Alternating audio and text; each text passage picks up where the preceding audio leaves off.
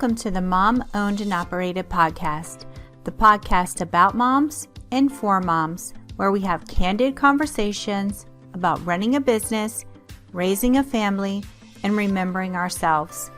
I'm your host, Rita Suzanne, a single mom of four, digital strategist, and provider of no-nonsense business strategies and tactics. Hi, this is Mom Owned and Operated. I'm Rita Suzanne, and today I have my guest, Emma, on the show. Emma Ferrick, right? Yep. Yes. Great. So, Emma, please tell us more about you, your family, and your business. Yeah, I'm Emma. I'm a systems strategist and operations strategist. I help creative and driven mompreneurs create a growing business without sacrificing time with their family by leveraging automated systems, simple processes, and solid boundaries through my optimization framework so they can create a life they love. And my business name is Elf Operations. And a lot of people ask how I came up with that. And that's actually just my initials. And because I'm operations focused. It's cute, yeah. So that's how I kind of came up with that. I didn't overcomplicate it because I would have spent months just trying to think of a name. So I just wanted to get my business started. I started my business when I was working full-time at a manufacturing company in project management. I was a single mom at the time. I knew I needed extra income without sacrificing time with my daughter. So I found the world of online businesses and I started my VA business while still working. And I knew that, so like kind of backstory was I had just started dating my now fiance at the time when I started my business. So as we were together and as we grew in our life, then the pandemic happened and I was like, I need to take my business full time because it was either no one was going to be at home with my daughter or I would have to come home and work third shift. Like that was the option my company gave me basically. And I was like, you know what, this business could run itself if I had more time. I'll just go all in on my business and we'll just figure it out from there. So I went all in. Almost a year ago now, full time. And I decided that I was going to niche down into system strategy, business strategy, and operations consulting for small businesses and solopreneurs. So I've been doing that ever since. And we have my fiance and I, it's not his, but his daughter, parent are my now 3-year-old. Her biological dad isn't really in the picture because there was domestic violence issue and all kinds of things that happened before I started my business, but really drove me to start my business. So I could provide for myself and provide for her without needing his money or his support, or really feeling like I needed anybody else to help me in that situation. So a little bit of the backstory. Well, I mean, I love that because then, it's more about how you overcame these obstacles because, even in regular life, right? But starting a business, when you have these things in your life happen to you, I find that, and tell me if this is your experience, but I find that if you have problems, quote unquote, emotional and otherwise, once you start your business, it feels like everything comes to the forefront and you're able to kind of help and, and handle and deal with these things and overcome them and grow as a person. Do you find that that's has helped with you as well? Yeah, I definitely feel like part of my starting my business was just part of my healing journey because a lot of the emotional and mental abuse that I went through was constantly hearing I wasn't good enough, I wasn't smart enough, I was never going to be able to start a business. I was just this dumb little naive girl who was just out of college, who was just like, threw her life away. He was just beating your self-esteem down, basically. Yeah, so beating you up. And so for me, being able to go after that and like really tackle that fear head on was a real big part of my like healing process and through the journey of that. Mm-hmm. And now, because of starting my business, it put me in a place of being more vulnerable with my fiance, Right. who I've like had to overcome a lot of the trust and, just leaning on someone else when you've gone through a trauma like that, you don't really want to, but Right. that's been a real trigger or like push for Mm-hmm. us to, you know, build that layer of trust and build that boundary or build that relationship up and just go into a whole nother level with it that I don't think I would have happened if I stayed in corporate, because I made enough that was enough for me to live kind of comfortably. I mean, wasn't making enough fully, but Mm-hmm. I was Paycheck to paycheck, basically, and and it was consistent, so that was probably giving you a sense of security. right. I was like, I'm never gonna own like if I stay at this job, well, I'm never gonna be able to own a house, which together we were. So like that was another learning thing. Mm-hmm. For through the trauma was, it's okay to open up and it's okay to like have a partner, because not Right. everyone's the same. Not everyone's going to do that to you. Right. So, being Well, able to address those things. I'm so glad that you were able to do that, because I think that a lot of times, being in an abusive relationship, it really be crippling. And, and so I always love the fact that even just like I personally have been through so much in my life, and starting my business, I started 7 years ago, is like really helped me to grow as a person and to see things that when I was working in corporate that I didn't even realize were issues. Yeah. And, so then working for myself and having to do all the things, a lot of things came up for me, and I was able to work through them. I would have never probably dealt with them if I was still working in corporate, because I'm Right. all like hiding everything and trying to fit what I felt like was their idea of perfect and success, right? Yeah. Yeah. I feel like when you fall into like a complacency almost, Mm, because it's just comfortable, like you said, it's stable, you get that paycheck to paycheck, but there is also, you're just limited in mm-hmm. that position. You're not going to be able to, I was never going to get a raise at my role Right. unless I was like 5 years in. And I was like, Mhm. I can't wait 5 years to get a raise. I need Right. extra money now, and I can't be working And 60 how am I hours going to a get week. it? Right. Yeah, how am I going to get it? Do I pay more to have someone watch my kid that I'm Hmm. already paying more than my rent at the time to Wow. put her in full-time daycare? And being on my own also just like made me really budget focused. That Hmm. is what also led me to being an entrepreneur, like starting my own business, was Yeah. just focusing in on my finances, really getting into my budget.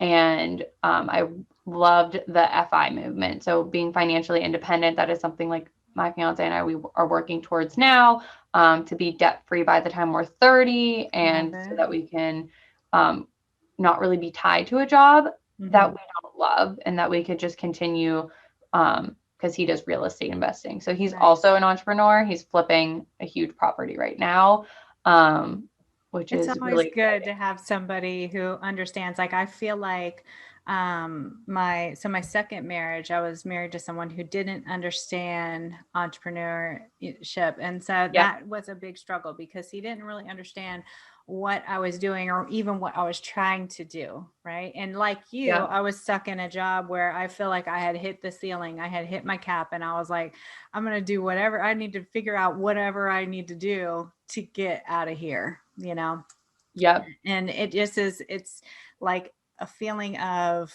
I don't want to continue to make this person rich. I'm going to work Right. every day and giving you everything I have, and I'm not really seeing the payoff. And, if anything, like they give you the 3% cost of living increase, which like it's nothing. It's nothing. Yeah. No. No, and like because of the pandemic, we weren't working from home. Hmm. They were also deciding like different layoffs that could happen or furloughs that could happen. And part of it was you weren't going to get, you couldn't carry over your vacation days out of 2020, which by that point I had to put my 2 weeks in. And so that wasn't going to affect me. But I thought to myself, oh my gosh, thank goodness I wasn't going to be what my future was, because I had to go to so many court dates for our custody, Right. for we had Issues. Right. charges, like all kinds of custody, like all kinds of like time that I was like, I'm taking off for this. We were sitting there for no reason. And not only that, I was like, I was the only one taking off for when my daughter was sick. Because, Right. when you go to daycare, they can't, like, sometimes they have a 24-hour or so many hour rule. Right. So she might be out for like half the week, but only sick one day. Right. So Yeah, I used to hate it too. Having to ask permission to take my kid to the doctor. Like, can I have time off to take them to the doctor? And the guilt that it would yep. that they would bring was heavier than any mom guilt that you ever felt, right? It was like a peer Oh yeah. pressure guilt, I think. It's just stressful trying to plan around that. And you're like, almost, I know a lot of women are even like timid to even ask, like they just, Mm-hmm. figure it out. And a lot of doctors thankfully now offer like those odd After, times, yeah.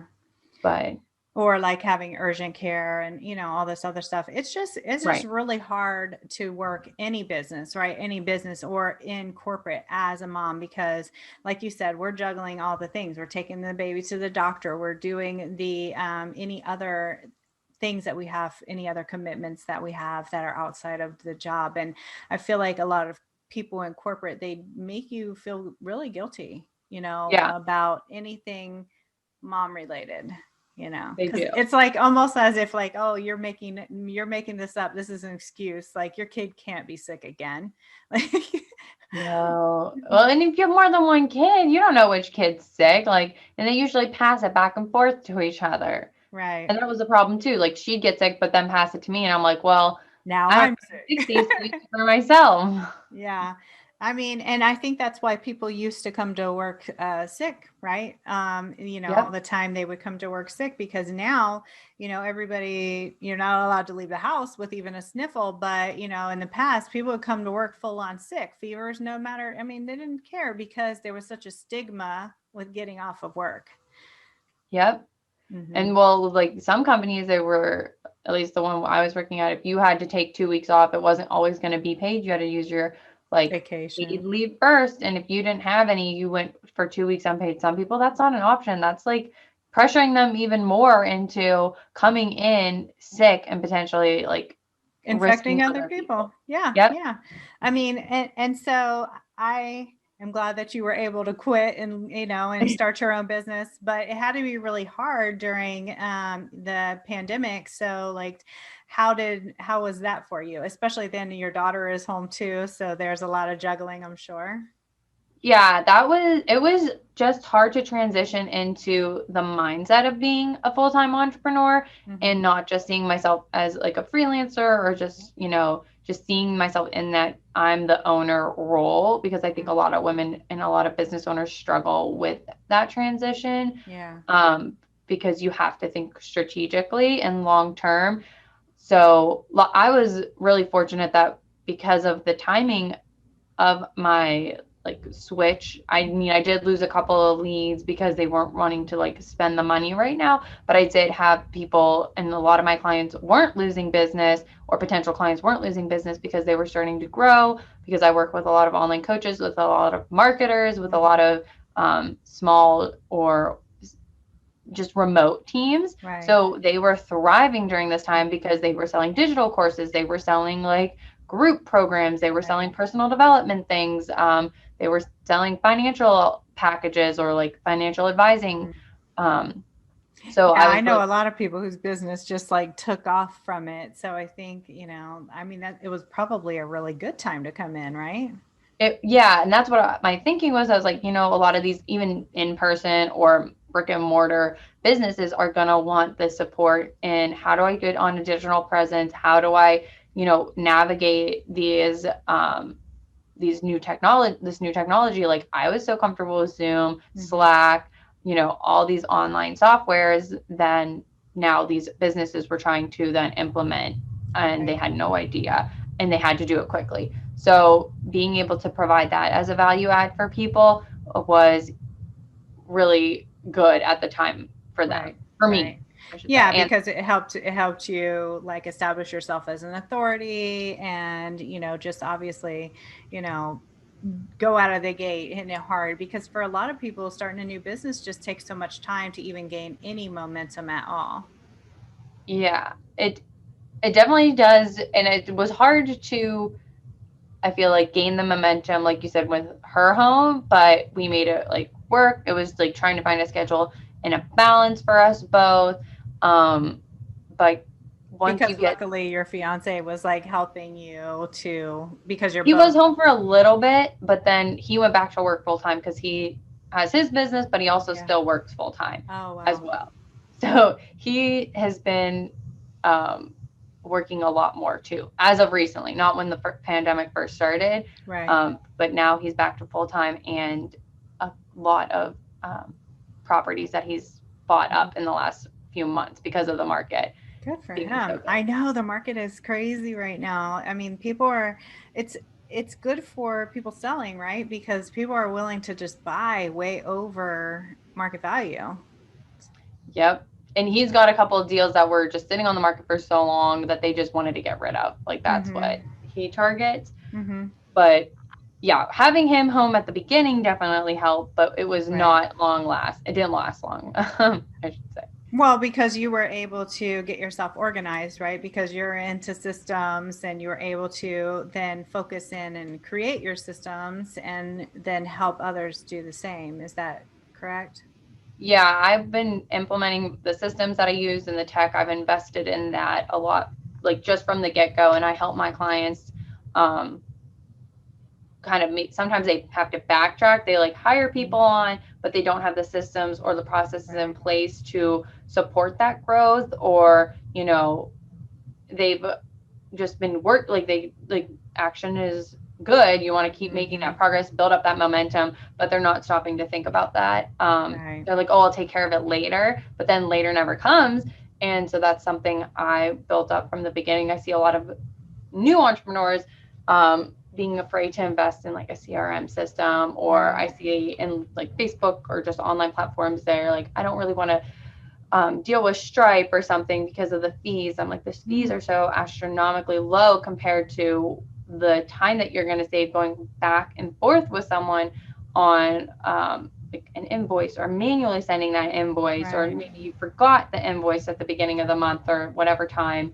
So I help a lot of clients just like, get over that fear of Mhm. investing in the technology, because you can find really effective technology that is cheaper than hiring someone. So I always say, get your systems, get your processes in place, automate what you can, and then outsource the process that you have down pat Right. to have really value added tasks. So you're not giving them something that a system or technology can do, because they're not then feeling value added to the team.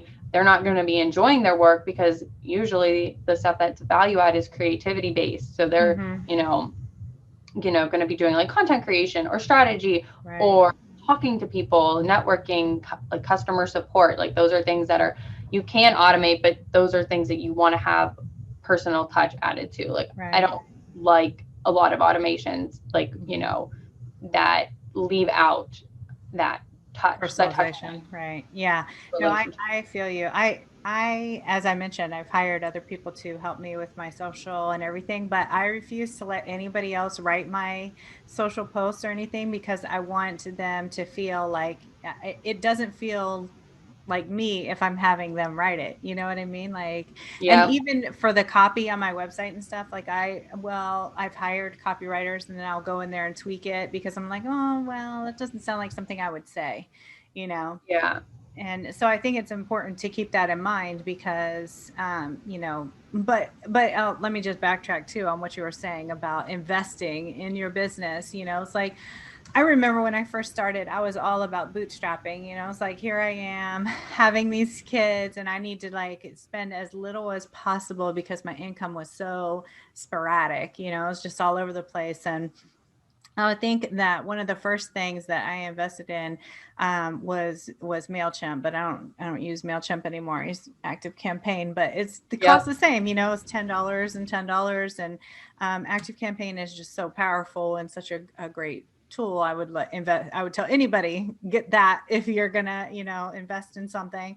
And then for me, like FreshBooks has just been, I think, a really instrumental thing in like tracking my profit and loss, and all of Yep. these things that people don't even realize. Like I see people conducting business on like Venmo and stuff like that, and I just think like that's probably, I mean, the fees that were being charged, Yep. write-offs. Like it's not as if it's, it's an expense. So, You're it's just gonna, yeah, it'll counterbalance what you're making, and it's gonna look more professional. One and two, I think like FreshBooks, QuickBooks kind of, but more so FreshBooks, Dubsado, Wave. They have like really good automations that you can build out too. Then you're not thinking about like, oh, did I invoice this client? Right. Like, and it does the reminders and everything. And yeah, you're not having to send the reminders. You're not having to say, hey, can you pay this invoice? So it also just takes out the uncomfortableness of it. The computer sends it for you. You're not feeling weird.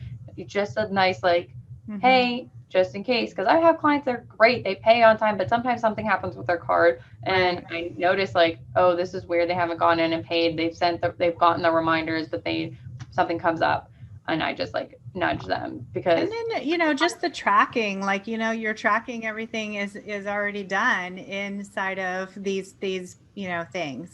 You're getting so much better data. Like Dubsado, I love because I can go into my dashboard, see what leads came in, what needs signed, like that dashboard's right there. And I have like the automations. I can see my revenue. I don't put my expenses in Dubsado. Yeah. I use QuickBooks for that, but it's nice to just see everything, the data there. Oh, look, yeah.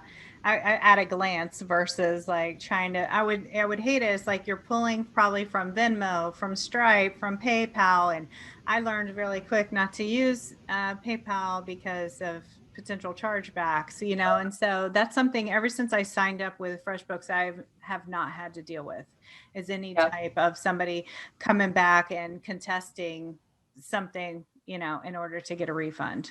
And people do that.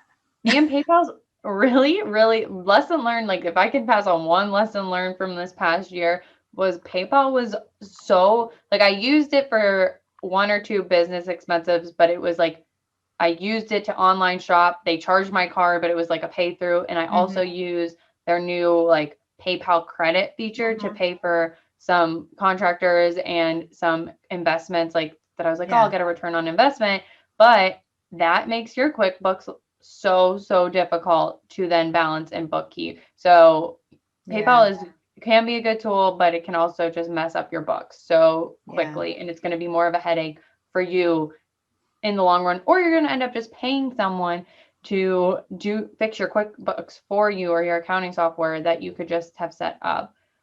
Or have them set up from the get-go, so you're not rushing at tax time.